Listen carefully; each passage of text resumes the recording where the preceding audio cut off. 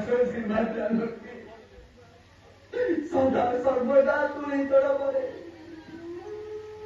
ରାଜବଂଶରେ ଦିନ କାଟୁଥିବା ଜନକ ନନ୍ଦିନୀ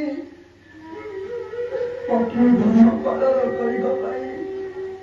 ଗୋଡ଼ାଇ ଆସିଥିଲା ଅରଣ୍ୟ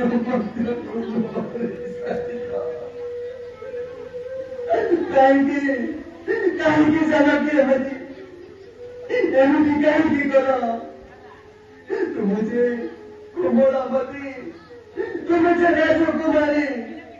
ସହ୍ୟ କରିପାରିବ ନାହିଁ ବୋଲି ବନବାସ କଷ୍ଟ ମୁଁ କରିଥିଲି କାହିଁକି କାହିଁକି ଗୋଡ଼ାଇ ଆସିଲ ମୋରି ସହିତ ଅରଣ୍ୟ ମଧ୍ୟକୁ ଗଜ ଗମାନ